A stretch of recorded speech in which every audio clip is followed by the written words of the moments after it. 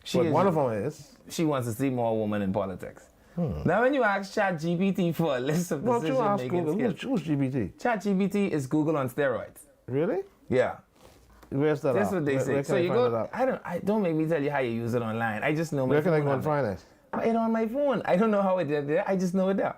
So ChatGPT say creativity, emotional intelligence, collaboration, problem solving, leadership, logical reasoning, critical thinking, analysis, deadline setting, research, pros and cons, active listening, checking for biases, identifying problems, time management, decision making. Identifying the situation are all parts of decision making skills. What that was?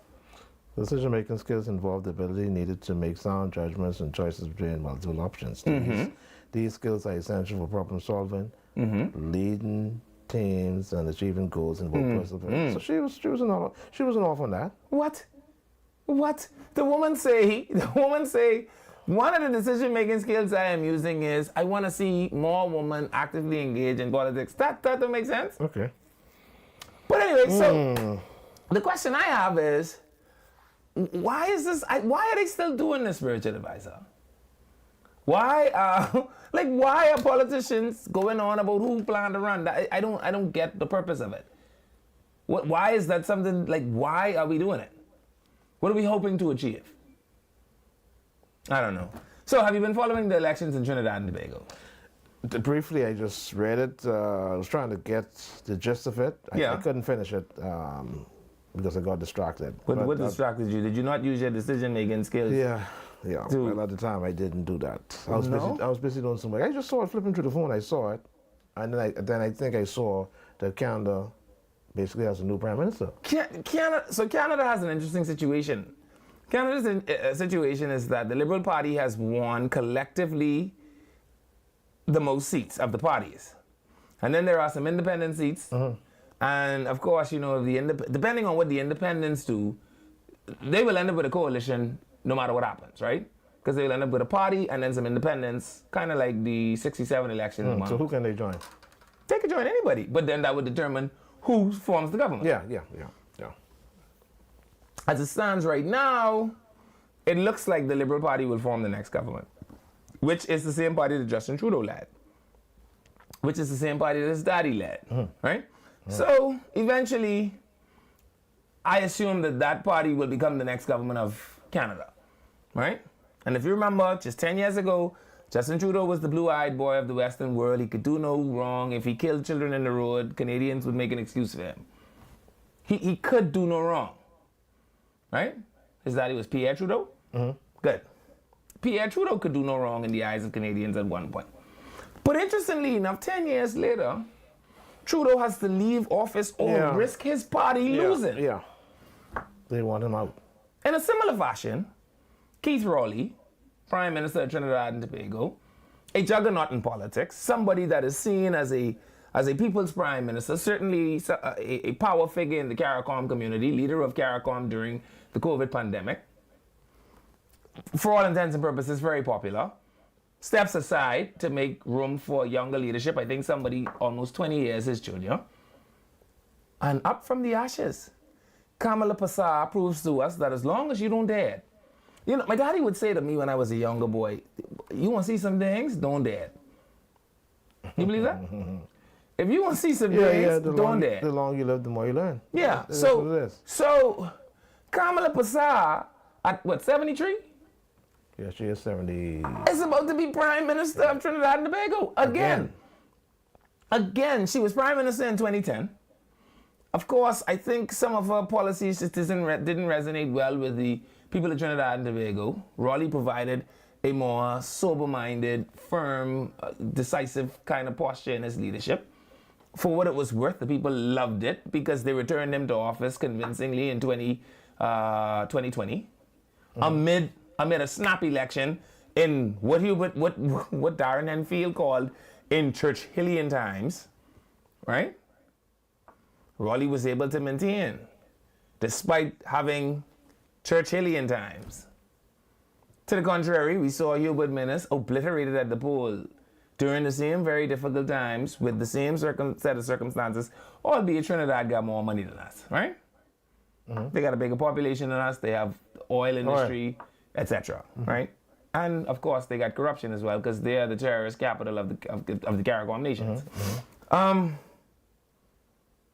But Kamala Prasad is back, and so it makes me wonder, right? What are the considerations being made now by our 73-year-old prime minister? Is it? Here's the thing. Is his popularity one where, like Justin Trudeau, if he steps aside, people will say, boy, Brave made some room for new leadership. Now, why was he forced? And we should benefit it. Because people thought that Trudeau's policies were bad, his tax policies were bad. Not only that. People thought that Canadians were being overtaxed, that the healthcare system was crumbling. I mean, and I guess it depends on who you ask. And two, I think they were saying that apparently the relaxed views or laws of immigration as well may have led to a housing crisis. There is a housing crisis in Canada. There's also a health crisis in some parts of Canada with regards to the demand. But the same party's going to win again. So what do they plan to change?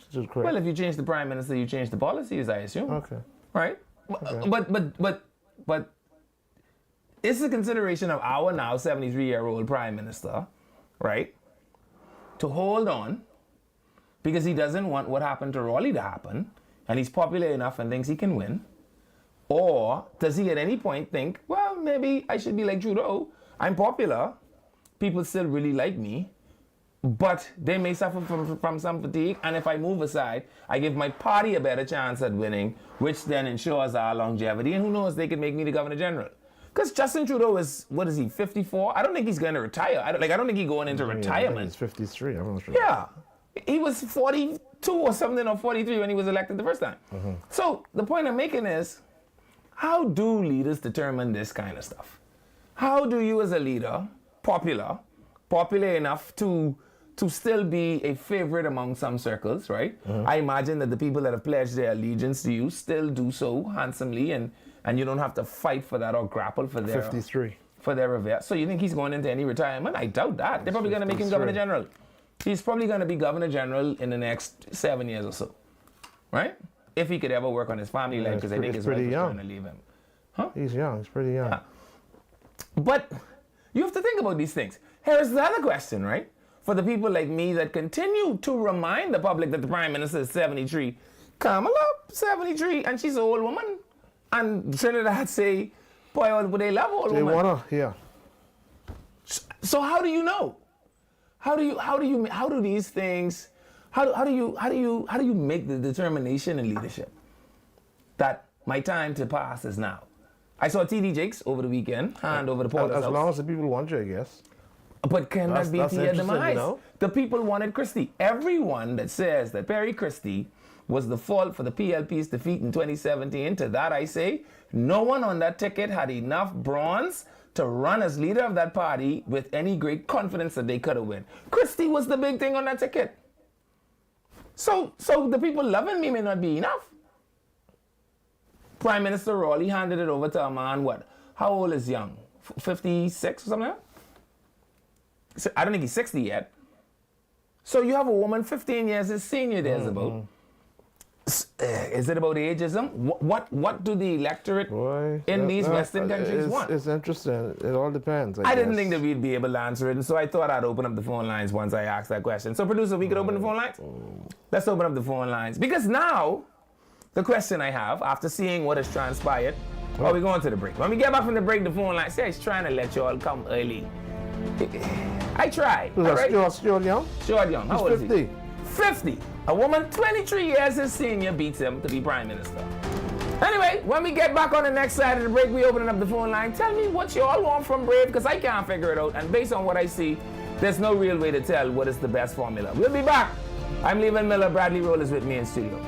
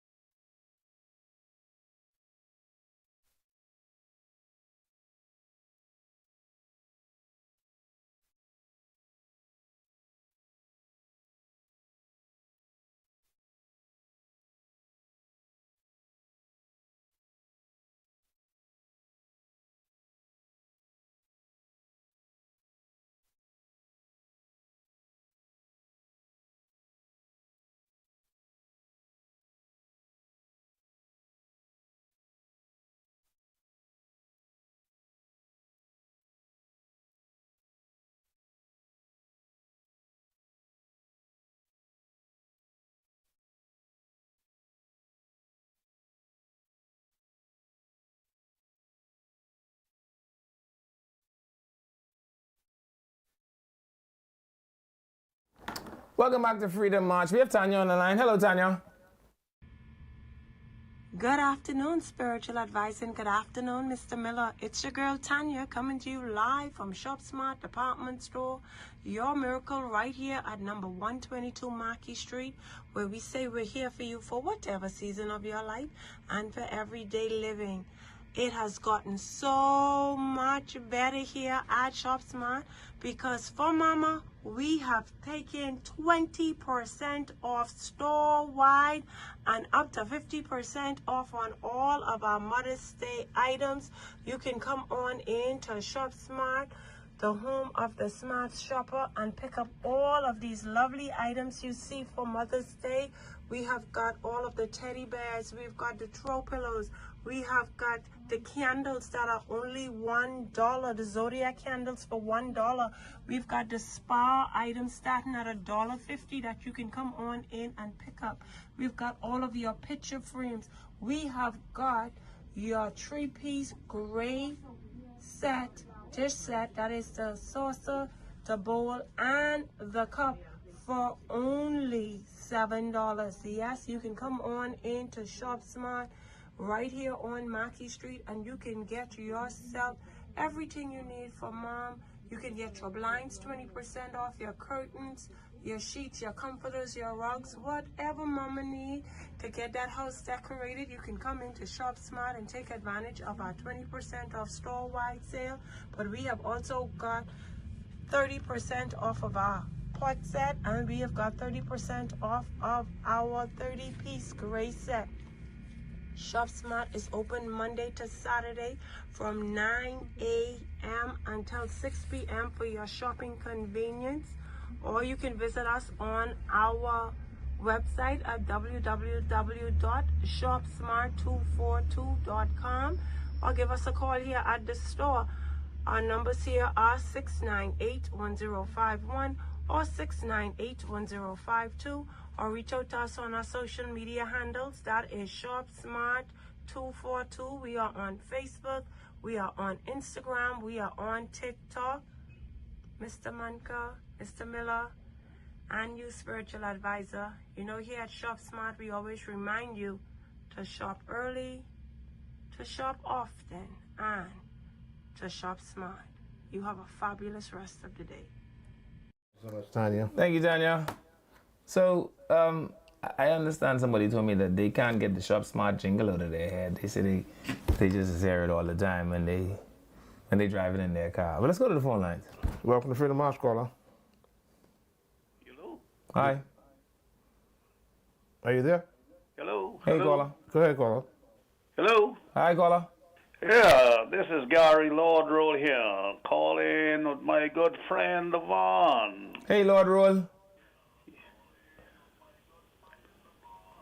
Now, Okay. Excuse me, Brother Roll. You got to turn your radio down first place, okay? Or your TV.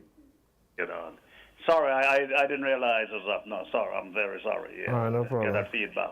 Yeah. Yeah, Spiritual Advisor, this is your family. Lord, Yeah, what's cut it happening, down. man? It's still up. You need to cut it down. It's still up. I can hear the feedback myself. Yeah. Okay, you still need to cut down. Okay, I'm calling today very, very topic that is so always pleasing to me, the Sanking of the Flamingo, which coming up on the 10th day of May, next few days from now. Yeah. Now, Levon, you know, I was on your show before, Yes. some years ago. Now, this time I want Father Delano Archer. Okay. I put him on notice right now. Okay. I want him on that show with me because he was the spiritual man on that day when we flew into Ragged Island. Oh, yeah. And I don't want him to rush me now. I want him to take your time because throughout the years, the story never been told as though as we never exist. But for the level of injuries, my uncle, former Commander Amos Roll, got doing the ordeal. Man, let me tell you, tears came to my eyes, and every part of my body is still at pain from those men suffering on that boat. And I agree with you, Levon, 100%. I say 1,000%. That the survival now should get free medical from this government. Yeah. Free medical. Yeah. And there's no question about it. Yeah. But when I come on, God's willing, whenever you see fit for me to come on, let Father Archer know now. We put him on notice. He and myself would join you and spiritual advisor so we can let the world know what went down on that day. All right, because I can put him it on was notice. God's will that we were there. Yeah. This was no accident. Yeah. All right? Yeah. Now, Lord Roll, right before you go, you still up? I'm ready. I tell them I've heard the story more times than many people, but the one part of the story I like the most is Lord Roll say, when they land in Ragged Island, he say, Miller, I had a 6-shooter and a shotgun. And when the Cuban fellas jump off of that Cuban helicopter with them bunch of machine guns, I dig one hole and bury the shotgun, and then I dig another hole and I bury Lord Roll. No, that's a fact. That's a fact. Yeah. See, people don't understand that when you talk about Judgment Day, that was Judgment Day. Yeah. Physical. Those poor people in Ragged Island who survive now. Yeah. Man, let me tell you, they all deserve a medal. Yeah. All of them. Yeah. Yeah, the Lord Roll ain't signed up for that day. Lord Roll say, all he see is Cuban man, no English, and plenty machine gun. I tell you that. See, what made it so obvious, when we was caught into Ragged Island, I thought it was the U.S. Fleet. But when I see on the side Republic of Cuba, man, boy, look here. You say Jesus is sit here? He was on the boat? No, Lord Roll was the sergeant in charge of Ragged Island at the time That's right. of the attack. Ragged Island Exuma. No, I was the entire Exuma. So, Lord Roll, let me ask you a question. Yes, sir. There are some who seem to suggest, did our defense force, did this incident happen in international waters? Spiritual, I'm happy you asked that question. Well, I can tell you without any doubt in my mind, is a bunch of foolishness. The Cuban government had take care of the Bahamas government with all those survival and the boat and everything. Right. So the expense was paid by them. That means they accept the wrong.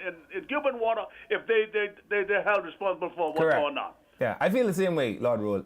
So you're talking, wherever you get that little feedback, that's garbage. Yeah. That's garbage. Yeah. And take it out of your mind. You're hearing it from me. Yeah. Okay. You're hearing it from me. Because somebody in the defense force seems to suggest that the story isn't the way it went. No, well, so don't see. Well, see. What we need to understand is this: if the authorities in Cuba acknowledge that they were wrong and they paid for all these expenses, these men and the vessel. The other person didn't get nothing from people like us who were really going down in history. Right. You understand? All I get is a little piece of promotion. That didn't do me no good. Did the United States government force them to do that? Well, this was international. They went now. before So, UN. They went before the UN. And the American government was very much involved. Yeah, they were very much involved because they only show their shape and touch down and go. And because of that, the Cubans get frightened and they move. They will get off the scene. Yeah. Okay. So let's face it. And I'm not listening to garbage news on there. My brother Amos Roll used discretion, and he did exactly. Bonded that boat and get on their fellow's boat and bring those men to shore and boil them. But I can talk more when I get on that show because I don't like how he was treated by none of the government. Wow.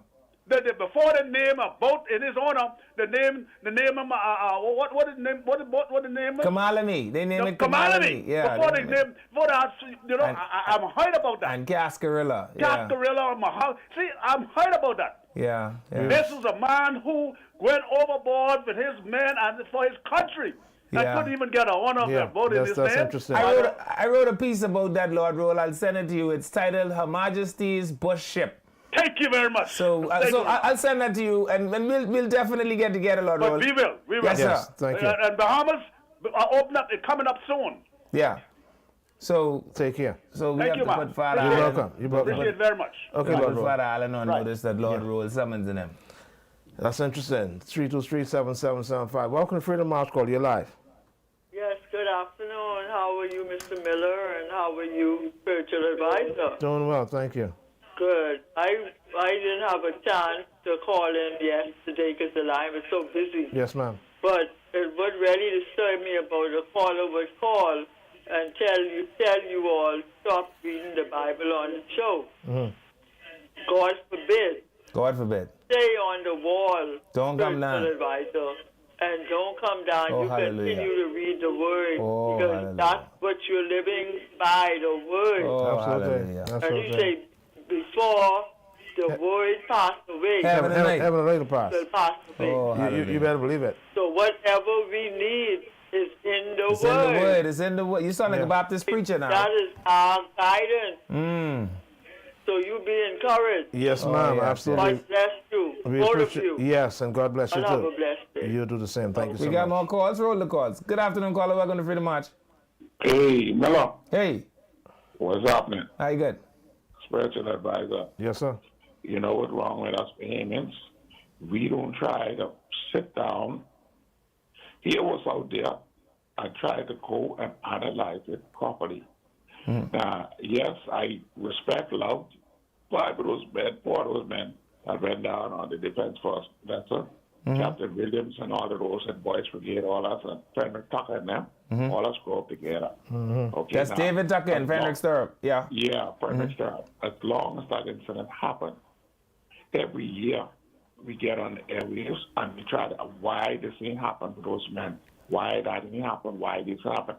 And that's telling you, if you was a critical thinker, something ain't clicking there. I like the question Spiritual asked, the call it rule, whatever. He wasn't out there. You understand me? He may have been on Ragged, but he wasn't out there. Now, I could tell you something. It ain't my responsibility to say exactly what's going on out there because I under Donald Trump flag. Okay? But what I can tell you is that when that incident happened, I was attached to Homestead Air Force Base when the calls came in. You understand? One MiG was one F-16 was dispatched from our base, and I think the other one came from Cuba. They got together and they flew over to assess the situation. You understand me? And I can tell you, the story with Lord William put out there ain't gone exactly like that here.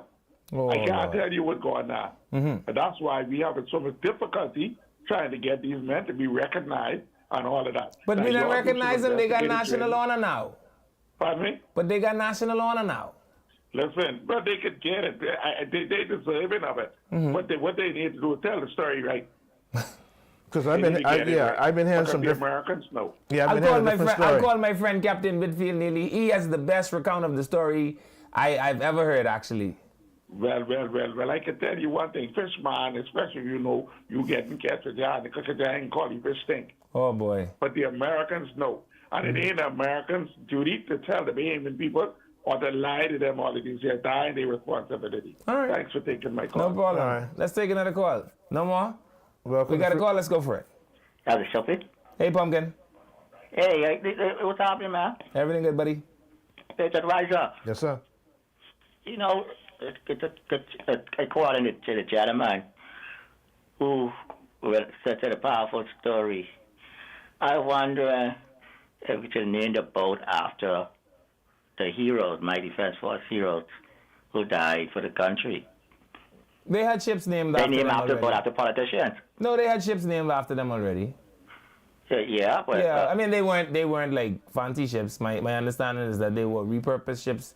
I think two were former U.S. Coast Guard cutters, if I'm not mistaken. I don't want to get the details sketchy, but ships were named after them. I'm just saying, how much prominence is that? Who's gonna know that except? but I never the hear PDF that. I never hear that, Miller. Yeah, I but never know ship. I always none hear was ship. named after the commander. But my question is, why not just put them on the money? Just put them on the money. Okay, what is the purpose of I agree, pineapple Joe. being on the 5 cent?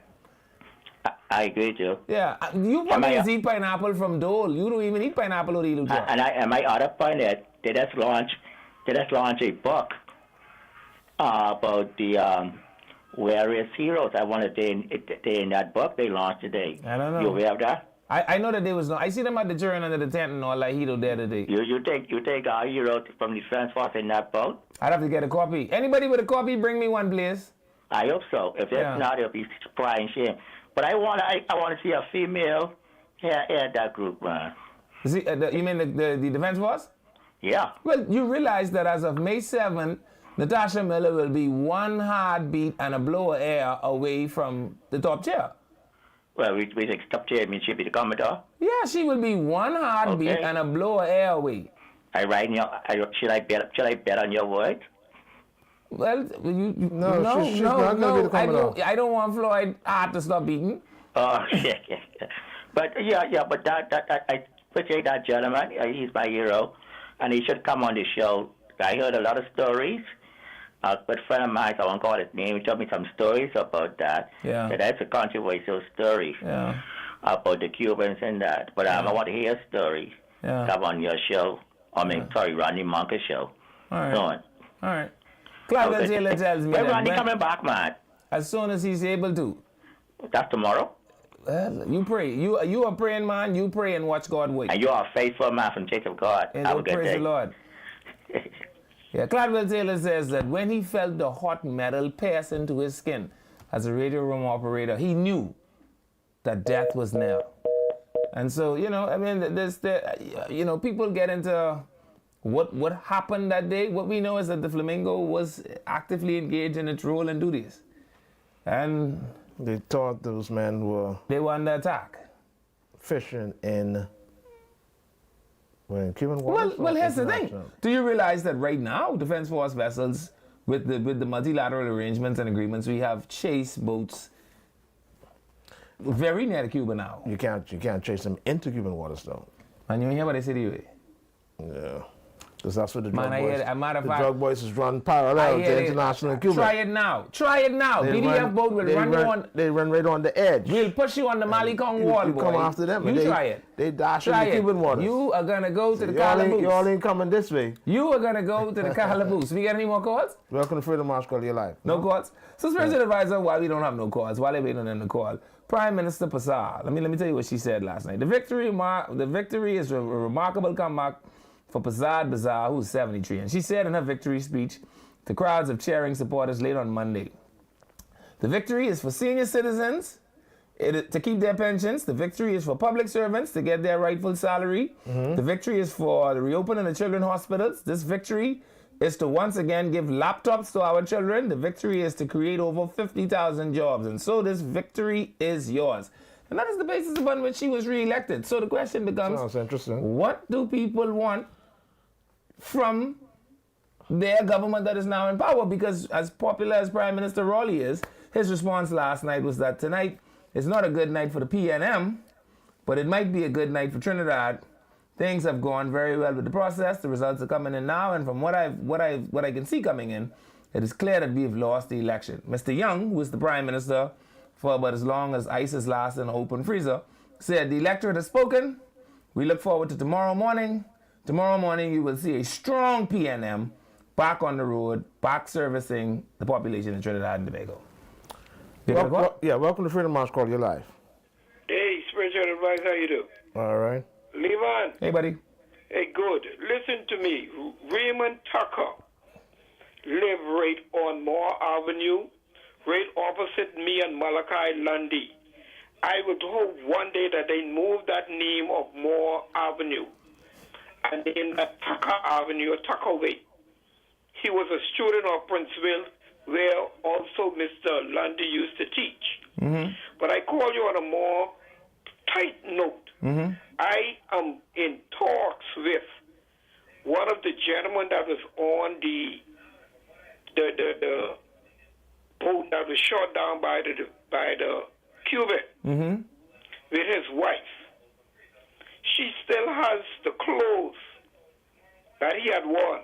Really? He didn't die on the boat. But he You talking about later Dusty? down, Is but he this was Dusty on the Miller? boat. I think I've heard this.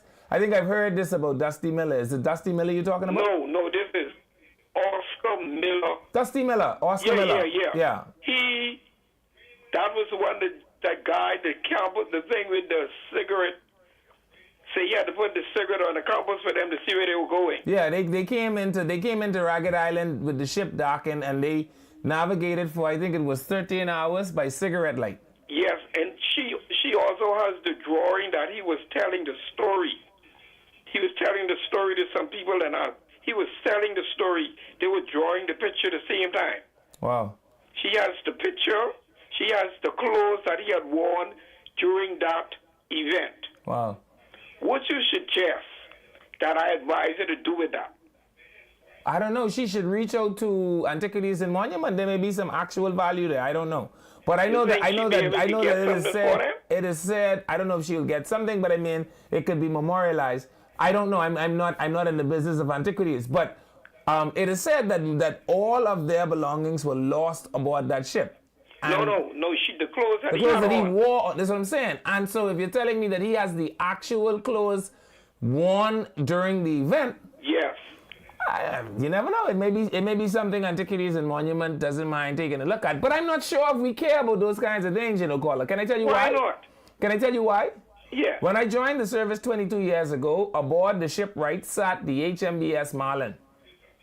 The HMBS Marlin is the sister ship of the Flamingo, and they made the voyage from London to Nassau. Yeah. Right? And do you know that we just sank the Marlin? We ain't do nothing fancy with it. Would it not have been beautiful to replicate the Marlin? The only thing you needed to change was the nameplate, and put it up as an actual shrine or a replica in memoriam to the Flamingo, so that people could actually conceptualize what it must have been like being on that teeny tiny little boat. Yeah. With a jet shooting bullet at you from the sky? But I think I have a contact for you off air. Okay. I want you to speak with Oscar Miller's wife. Okay. All right? I'm going to connect up something. All right, no problem. Okay, God bless. Yeah. Let's take more calls. Give them the number, Spiritual Advisor. Yeah, welcome to Freedom March. Hello. Go ahead. Spiritual Advisor. Go ahead, caller. This about the fourth time now from last week. I can't get on this show. You are taking up all the time doing these long conversations, man. Could you just go ahead and talk now? Because you're just wasting time. But let me express myself. You're wasting time, though. We're so happy to have you. We want to give you a hug. Levon. Hey. I heard you saying something last week, and which is wrong. Okay. You're saying that F&M leader, the defense force, going to take over. Let me finish. There's no way that can happen, because both governments, in my time, and I know the first defense force officer who was in charge, that was Lawrence Major, and you wasn't nowhere around then. And they don't, the government that's in power put someone who is on their ship to be in charge, not the F&M if the PLP in, and not the PLP if the F&M in. And both of them does that. So there's no way that man would, the minister going to pick, or whoever pick it, going to pick F&M gentleman. He going to pick a PLP man. Okay. And that is your assessment. However, my sources, and I tell you, my source is a fly on a wall in a room with no light bulb who listens to the vibration of the air conditioning vent, told me that the man is the biggest F&M in the world. That's my source. That is not true. Okay. No. That's not true. I'll check my source. Okay. All right. We got time for one more. Let's do one more. No time? Spiritual? Yeah, until tomorrow. Well, that's it. Man, I get a jingle until tomorrow already. Can't be. Pardon me? Oh, no more calls. Okay, but we can still talk. Spiritual Advisor say, we tired of talking to y'all. Let's get it here. But Spiritual Advisor, I really do want to know. Tomorrow, you know what we should do tomorrow? Tomorrow we should open the lines. That way people could actually tell me, what is the electorate looking for? Like, I mean, I get it. Politics is a game of chance. It's a game of numbers. But obviously popularity isn't enough. Obviously being mad. Popularity should never be it. What you mean? Politics is a game of numbers. When you electing government officials to run you the country, elect someone because they're popular, because their policies are good policies. Well, that's another story. Right. Okay. But the same could be said that Justin Trudeau wasn't very popular and his party has secured an election. So what will it take? You could say that people want new, fresh eyes and legs in the race, but Kamala Prasad just proved to you that as long as you don't dead, anything is possible. So what do people want? What do you all want? When you all say Brave gotta go, what that mean in English? Replace him with who? And, or what? And does being 73 actually make him a better candidate and not a worse candidate? In some cases it does. Okay, does being 50 make you a worse candidate than a person that is 73? Because, I mean, I don't understand. I feel like Prime Minister Raleigh could actually say, I've given the party the best possible chance they could have. I did 2 terms, I was popular, I led CARICOM, and I turned it over to a man 23 years my junior. With 60 days of days about before an election. What y'all want? I said we're gonna talk to them about that tomorrow. Tomorrow, yeah. Everybody, 2 things we doing tomorrow. Tomorrow I giving you all out tickets, spiritual advisor Uger and Coral Abasadi. And I giving you all things for the thing. Let me say a special shout out to Island Connect. I coming to see you all tomorrow as well. But then we opening up the phone lines to find out what you all want from the PLP. Alright? Anyway, that's our time. Tomorrow. I'm Leavin Miller. This is Bradley Rowe, the spiritual advisor. This Freedom March. We'll see you again tomorrow.